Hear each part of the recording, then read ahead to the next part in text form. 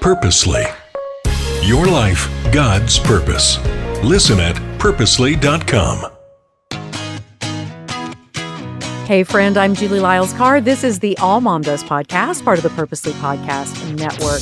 I love getting to come to you each and every week with new thoughts and stuff going on in my own life and fantastic guests. And today I am excited because we're going to have a really thoughtful conversation for those of us who, sometimes we have some questions for God. Sometimes we have some big questions for God. I want you to welcome my guest, Niki Hardy. Niki, thank you for being on the show today. Oh, thank you for having me. It's great to be here. Now, give the listener a little snapshot of where you are, what you do, where you live in the world, all that. Well, despite the accent, I am from the deep south, but it's from the deep south of England. I'm a Londoner, born and bred, but we now live in North Carolina. We came over, nearly 20 years ago to plant a church, believe it or not. Only God could have an idea like that. There's a church on every corner in Charlotte. There's a pub on every corner in London, but we were called over to by a group of people who wanted a church with the same DNA as the one that we were attending in London. So we came over from seminary to do that. We were in seminary in Oxford and we ended up staying. So we've been here nearly 20 years and I write and I speak and we have 3 kids, the last of whom is about to graduate college. And that is just mind blowing. She was turning 4 when we moved here.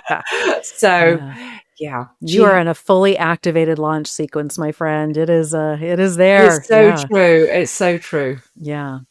Niki, I think that someone hearing this initial introduction would say, oh, here's somebody who's really got her faith all together. Like God told her to move from London to the US and to do this and to start a church and on it. Those sound like big faith, big rock kind of moments when it comes to your spiritual journey.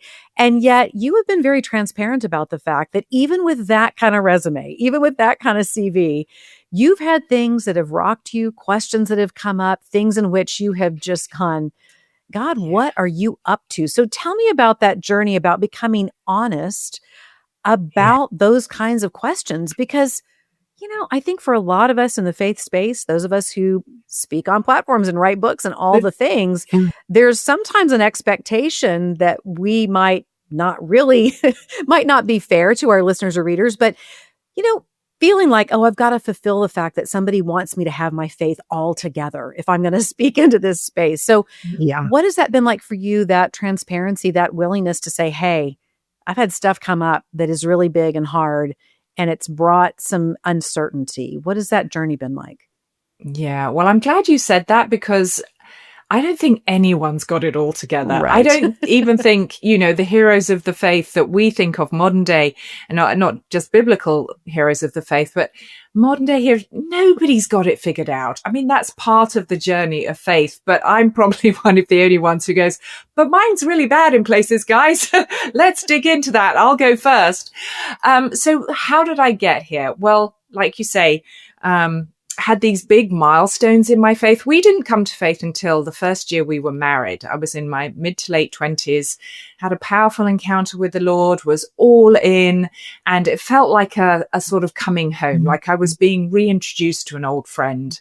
Before then, I would have said that I was Christian, but in hindsight, that was probably Christian with a lowercase c, because I wasn't Muslim or Hindu or atheist, and I felt spiritual up mountains and believed in God, and I was English. And that meant you must be Christian.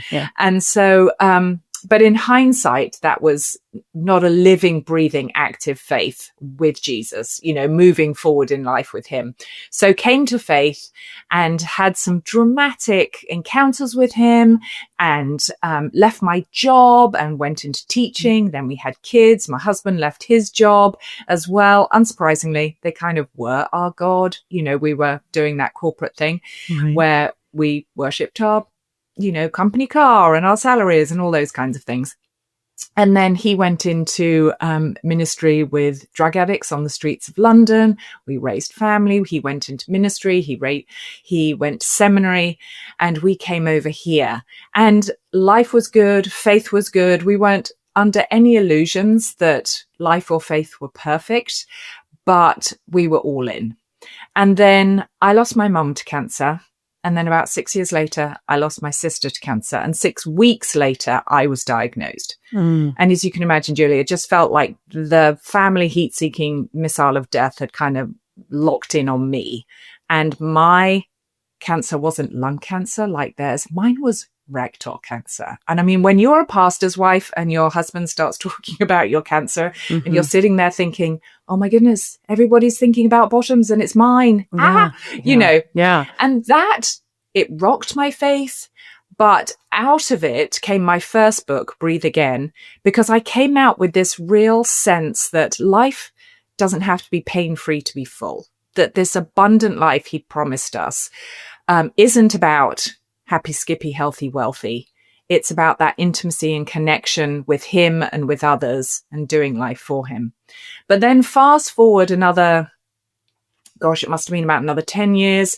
We went through my husband's burnout and then the pandemic hit. And as church leaders, I'm sure you've heard many church leaders say how difficult that was as church leaders when you're trying to navigate the difficult political and religious and spiritual tensions that came about, the social division, the racial injustice that was happening. And everyone suddenly in our congregation was both a politician, an epidemiologist. They were opinionated, and suddenly it was very difficult. And we felt very let down by the church at large, not necessarily our church. We did have, some very hurtful things happen, but some very beautiful things happen. And so coming out of that, I just entered this season where it was as if all these things stacked up. It was like the church wasn't loving anymore, and prayer wasn't connecting anymore. And even as I read the Bible, the stories that had always sat slightly strangely with me, but I could explain away with God's providence and his goodness, suddenly were more jarring. And I was like, well, that looks like genocide and it smells like genocide. And I think that is genocide. What the heck, God? So all these things were racking up. And I got to the point where I remember the moment, Julie, I'd been out on a walk with our rather lovely but rather ridiculous golden doodle, Charlie, and it was early and I was on a path I knew so well, and I just felt so lost. And I knew it wasn't a geographical lostness. It was a spiritual lostness. And as I came back home, Al, my husband, had worship music playing, and I kind of rolled my eyes with the emotional maturity of a tween, because I'm like, oh, he can still be spiritual. And he was playing Amazing Grace. And the line, I once was lost, but now I'm found, was blind, but now I see, kind of followed me up the stairs as I went for a shower. And I remember standing there with the water pouring over me thinking, that is no longer true.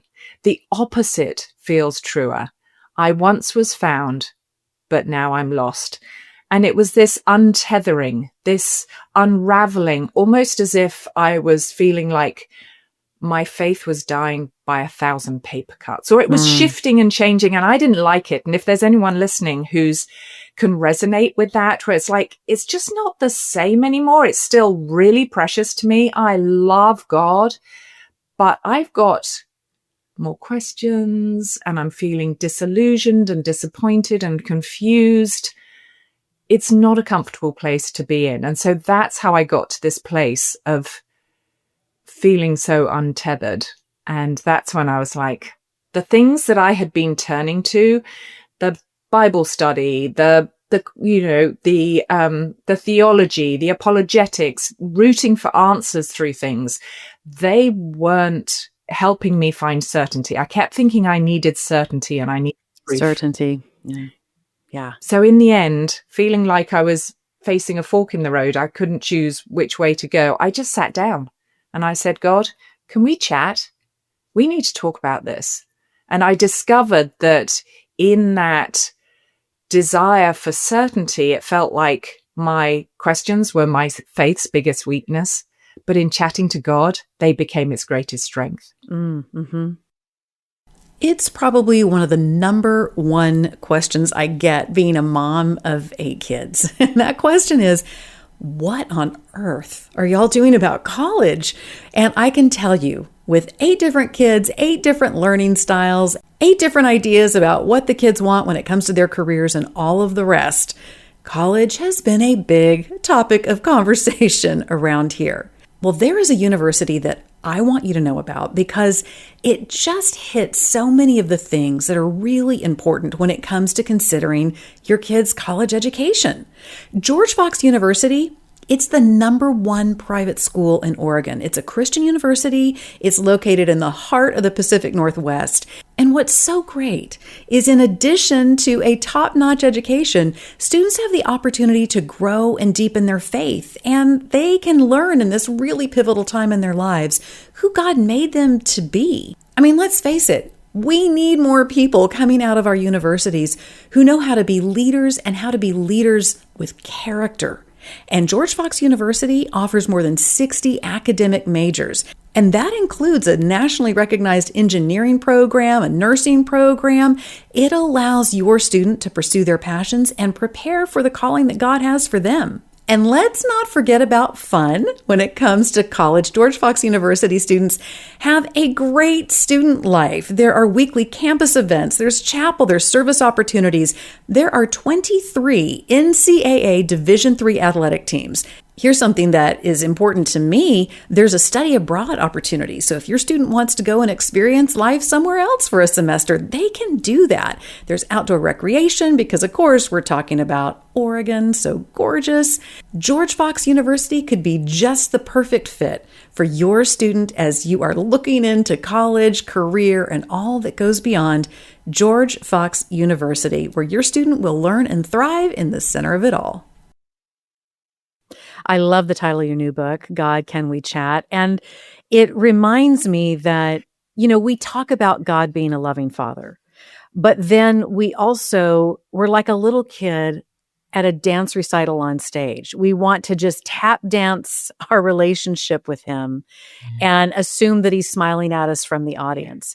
But you and I know as parents that some of the most profound moments with our kids are when they sit down and they really disclose their heart and what's really going on. And why we would think that God would not have the capacity to love us through that is very interesting. I don't know why we do that. It's like we know intuitively we should be able to turn to him with all of our questions. And yet at the same time, sometimes the faith communities that surround us so discourage any kind of exploration or saying, no, wait a minute, I don't exactly see it that way. Let me ask some questions about that. It can really shake some people up. And so the very community where it should feel safe to ask some questions sometimes becomes the very community from which we don't seek answers, which that can take us down a lot of interesting avenues. I have spoken about this before on the podcast. My dad was literally a rocket scientist. He had lots and lots of questions, lots of things that he wanted to know from God. And there were amazing people who God put in his path and his journey. And then there were people who were very well-intentioned, but honestly, Niki, I was like, can you please sit down? Can you please don't. Because sometimes I think we so seek certainty. We equate certainty with God instead of understanding God as mystery. And I'm not saying we should just stop there and go, well, it's just a mystery. I'm just saying all of these half-baked little, well, then I guess you really didn't believe. Well, it's just a mystery. I mean, those little half-baked things are not helpful. Whether it's us or whether it's someone in our world who is going through a period of time and they have some questions for God, what are some things we shouldn't do? And when I say shouldn't do, I'm not trying to be prescriptive. I'm saying is not helpful when it comes to exploring and going deeper in some of the things that are just hard to kind of look at sometimes when it comes to our faith. Yeah, I think that's such a great question to ask. What shouldn't we do? Because so often we're trying to figure out, well, what can I do? How can I fix this? How can I make it right for them? Right. And I think one of the key things in that vein is being willing to sit in that difficult moment with them and saying it's okay. And to also encourage them that God wants to hear from them. But in terms of what not to do, I think, like you say, all those cliches, well, just have faith, faith over fear, and everything happens for a reason, and God won't give you anything, more than you can handle. And it's like, well, actually, I can't handle this. This is more than I can handle, and I have more questions. And so I think this dismissing it, negating it, belittling it really doesn't help. But acknowledging it and being willing to sit in that place of confusion and questioning can be so helpful. And I think as well, attaching any kind of assumption of God's judgment of how he's feeling about them is really dangerous. Right. And unhelpful, because people are feeling bad enough as it is. And I mean, one of the biggest lies that I talk about in God Can We Chat is the belief that we are the only ones. Nobody else is feeling like this. Because you go to church on a Sunday and people got their hands raised and, there's faith oozing out of the walls, and nobody can stand up in the middle of a talk and say, excuse me, I'm not sure I agree, but what about this? And, with all the questions. And so we're feeling enough shame as it is. Right. And to give people permission really diminishes that shame. But saying, oh, well, just have faith. Don't doubt. Jesus said, don't doubt. Have great faith. It doesn't help. No. And I think when those questions come and when people are in the midst, and again, sometimes these questions come at times you would least expect it. Sometimes it is in the midst of a season that is particularly difficult or confusing. Sometimes it can kind of hit out of nowhere. It can just be wow, I'm not sure that's what I think anymore. Or I'm seeing a group of people who profess to love Jesus over here, but the way they're behaving makes me want to distance myself from that group. And if I distance myself, what does that mean? I think there are a whole lot of layers to it.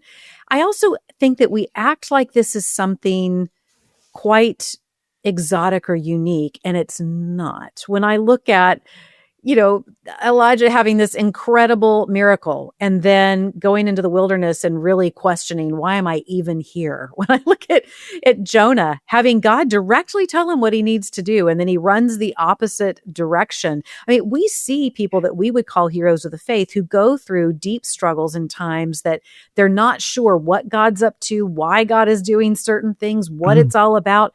And yet, for some reason, we want to containerize our experience of faith so tightly that we don't leave any room sometimes for some of those stories, or we use them as cautionary tales instead of saying, this is the human condition. There are times that we may struggle and we may doubt.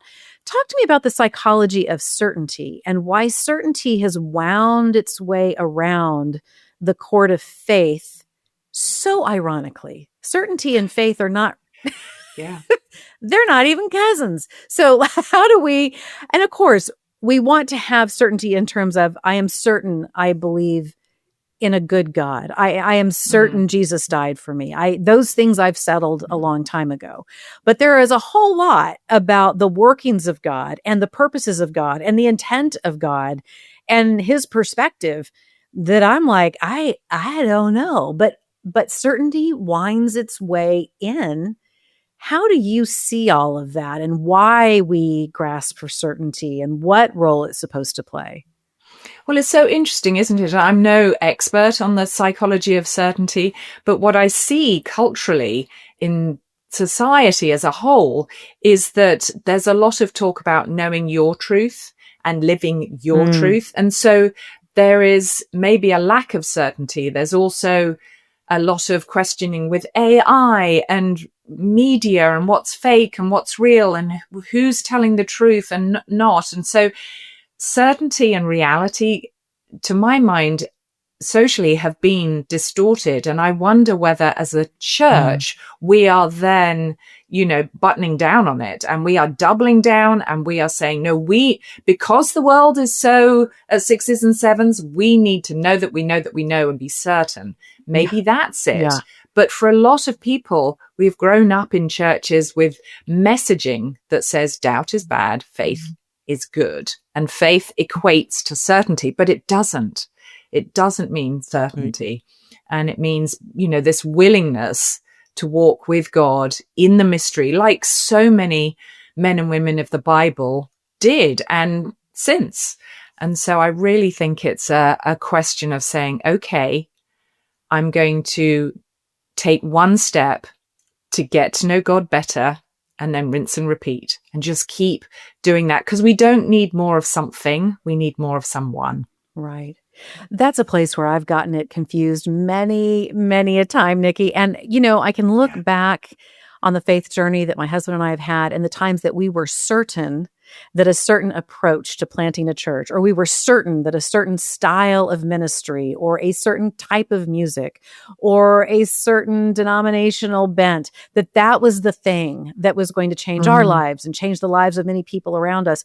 When in all of it, we were putting so much certainty into a system that we could sometimes lose sight of a very mysterious God who can choose to do all kinds of wild and amazing things without consulting the marketing department first, And so there's that place where we seek certainty in systems and processes and businesses and careers and in different endeavors we have, and we just slap it right over on top of spiritual matters and expect God to get on board with the process by which we have created. And then when he doesn't, it just makes the whole thing feel like it might collapse in a sense.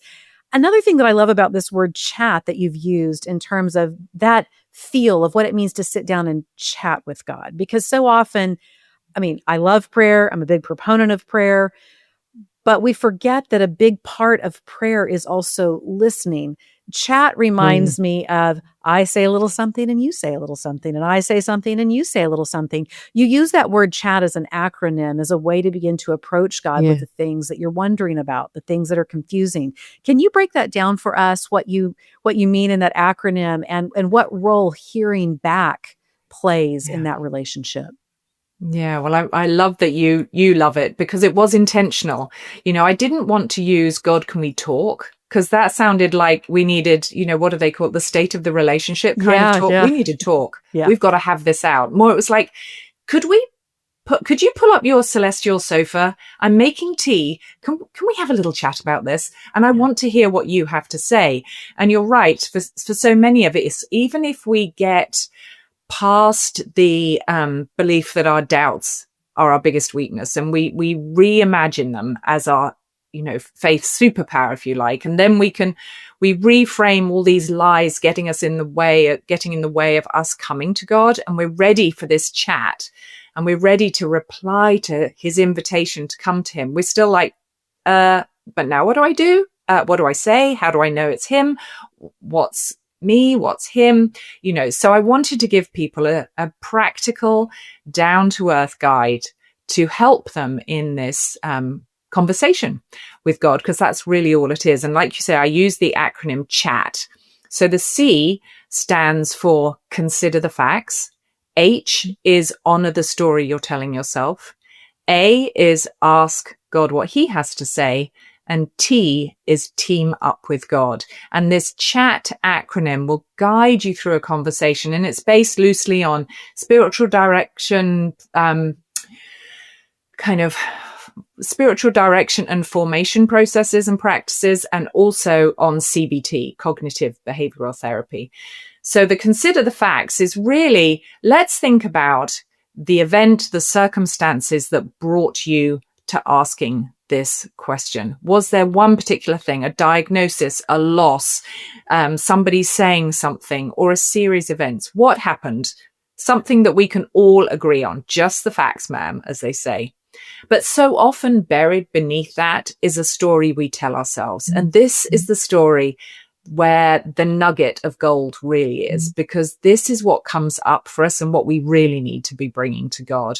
So, for example, when, you lose someone dear to you and you have been praying up a storm for them, the story you're telling yourself might be, I'm not spiritual enough. God wasn't listening. I'm not good enough. He didn't, doesn't love me as much as he loves so-and-so down the road who, he answered their prayers and not mine. There's a story, a thread running through what happens. There's always something we can dig into. And then we ask God what he has to say about that. And it's as if, well, if, God, if you were going to sit down with me or write me a letter, what would you want to tell me? What would you want me to know about myself, about them, about you? Is there something you want me to understand or believe or see differently? And then it's how can we team up with God moving forward in that mystery without having any sense, well, this is exactly the ABC of why that person passed away or why you lost that person or whatever it is that the question you've got for him. And so that guided conversation, and in the book, I give all sorts of different prayer prompts, and you can get a blank template for taking all your other questions to him. But the idea is to facilitate that conversation with him. It's beautiful, just beautiful. You've mentioned a couple of times that this process of asking the questions and peeling back the layers and saying, I don't understand this, has become a superpower in your faith. So what do you mean by that? How is this a superpower for you? Well, it's become a superpower and not my kryptonite, my faith's kryptonite. Oh, I love that. By the fact that every time it happens, and it's not like, oh, I wrote a book on doubt and now I don't have any doubts. Whoop-de-doo. Ta-da! Nice pink bow and off we go. No, this is an ongoing working relationship. Right. And every time I have a question or something rubs the wrong way, or I feel kind of constriction and restriction as opposed to expansion and life and leading in my body, I now take it to God. And I say, okay, God, can we chat about this? And that's when it becomes a superpower, because rather than hiding it, burying it, denying it, or taking it somewhere else, when I take it to God, he's like, I'd love to chat about it. Here, let's sit down, have a cup of tea, and we'll talk. And I've discovered that I might not find certainty, but I find intimacy. And that's what I've been after all along. The certainty, I can deal with a lot of things, Julie, if I am deeply connected with God. But if I'm not, that uncertainty rattles me a lot more. Right, right. That certainty to intimacy, that's a great way to think about that transition. That's really beautiful. Now, Niki, there are going to be people listening, and I know for myself too, there are certainly admonitions in scripture and times that Jesus does say, don't be afraid, just believe. There are times that we know that even going into his hometown to try to do miracles, he found that very constricting because people just didn't have faith. Yeah. So how do we somehow make sense of that place where we are often told, don't be afraid, believe. If you just have faith the size of a mustard seed. I mean, those are beautiful and compelling things that God tells us. How do we align that with also the openness to ask the hard questions and to confess, I don't know what this is. I don't know why you're doing this way. Yeah. I think that's a really important question, because I am not one to brush, all Jesus's sayings like that under the carpet, right, or straight out the door and into the rubbish bin and say, no, let's just all doubt because that'll take us to God. I think it's important to wrestle with this. And as I have taken it to God, what keeps coming to mind for me is the tone of voice that Jesus uses when he says, don't doubt, have faith, just believe. Because of this belief that doubt is bad, that we all seem to inherit, I believe that when we hear don't doubt, we hear don't doubt. There's this authoritarian, judgmental, we've got it wrong, we messed up, big D- on our part. We need to just believe. All the people who have faith and just believe, they are A+ students. But really, when we look and dive into the scriptures and we look at Jesus and God's character and his longing for us to come to him, I hear it differently. I hear him say, don't doubt. Like, there's no need. I'm right here. Just have faith. Come on, let's go. When Jesus says in Matthew 11 at the end, and he says, come to me, And in the Message version, Eugene Peterson says it as, are you weary, exhausted, and burnt out on religion? Come to me, walk with me, learn from me, learn the unforced rhythms of grace, and learn to live lightly and freely. And I imagine in this season of Lent, we're recording during Lent, it's as if we're walking along that dusty road to Jerusalem with him as he's walking towards his destiny. And he's saying, come on, let's walk, let's talk, let's hear what you've got to say. It's okay, but you can have faith because I'm right here and I'm not going anywhere. I love that.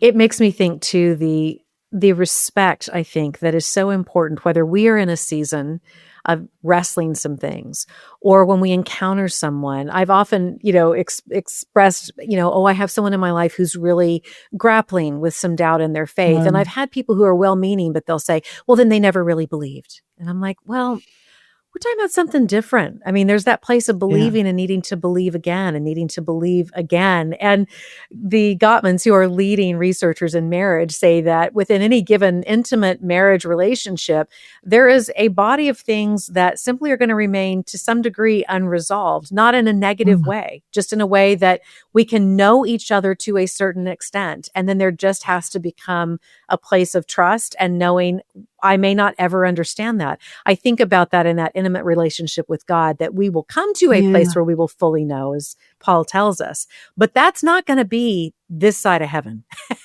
And to accept and onboard that early, to say there are going to be things, not because God is cruel to me, not because God won't answer, but there are simply going to be things that it's going to be a while until eternity that I completely can see that, is a much more respectful way of engaging with someone who is struggling or has some deep questions or has walked through something that has left them in a different position in their faith at this time. And again, that's part of why I love this God, Can We Chat? When we encounter someone who is having questions, to onboard that idea of, I want to chat with them. I don't want to tell them. I don't want to wag my finger. I don't want to preach to them. I just want to chat. I want to hear them. I want to hear where they're at. I think that's a beautiful reminder both ways, that we can chat with God and to have the willingness to chat with others who are struggling. Niki, someone may be listening to this and saying, listen, I have just been through the craziest season and I am hanging on by a thread. What do you want that person to know today? I want them to know that Jesus says to them, come on, come to me. I know how weary and burdened you are. Carrying our questions and hanging on by a thread is tiring work. And he says, come to me. And when we do, we find that intimacy and rest. Maybe not all the time. I've lain on, scanners and felt panic and peace at the same time. I felt comfort and grief, great loss at the same time. But somehow he says, come to me, I'm right here. And we can chat with him. It doesn't matter how many awful thoughts you've had about God and you've said, what the heck? And I don't get it, God, in words that are probably not clean rating on podcasts, and we think, well, I can't go to him now. He's God, and I've said all these terrible things, or I can't tell him that. That's awful. You can. You really can. I want you to know how deeply he loves you and longs for you to just come back and say, I'm hanging on by a thread. Will you help me? I think that is such an encouragement for all of us who have times where we go, I do not know what's going on, but I know who's here. So thank you so much for that encouragement. Niki, where can the listener go to find the book, find you online, all the things? All the things. Well, everything about God Can We Chat is handily at godcanwechat.com. And you can get the first 3 chapters for free, which is fun. And you can order it there as well. And there are guides and resources in the book, though it tells you where to download them. And there's a group discussion guide. So if you want to do it as a group, or there's that template, there's even a guide to hearing God's voice in a noisy world, so that people can also get that. So at godcanwechat.com, and I'm at nikihardy.com if they want to connect with me or have me speak in an event. And I'm not too bad on Instagram, but I'm Niki.Hardy. Alrighty. And that's Niki, Niki. So make sure, listener, that you know that. Want to make sure people have that information. Well, Niki, what an encouragement, and your honesty and vulnerability in your own journey, and the questions and the ways in which you are learning and sharing with us how to continue conversation with God. I thank you so much. You're welcome. It's been an absolute pleasure. Oh, just a delight. All right, listener, you know what to do. Show notes that Rebecca puts together. Go and find those. That's where you'll find all of the links. Also, check out AllMomDoes.com and AllMomDoes on the socials, a great community for women just like you, just getting through the marriage and trying to figure out the career and the kids and all the stuff. That's exactly where you will find your people. I love to hear from you too at Julie Lyles Carr on Instagram primarily. Just go on over to those DMs and tell me the questions, the guests, the topics that you'd like to see covered on the podcast. That really helps us make sure that we are serving you in the best way possible. And I will see you next time on the AllMomDoes podcast.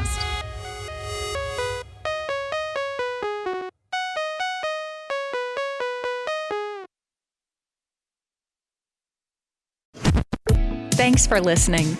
We just wanted to take a minute to let you know that just like you and your family, Purposely is also part of a family, the Krista family of ministries. Krista helps kids and teens learn and grow in their faith at King Schools and Miracle Ranch Camp. And Krista shares Jesus with people in the poorest, most remote places through World Concern. Krista Senior Living is a community of love and care, and Krista Media is a place of hope on the radio. God is changing lives through these 5 ministries, and Krista is on mission to share the good news of Jesus. To learn more, visit Krista.org.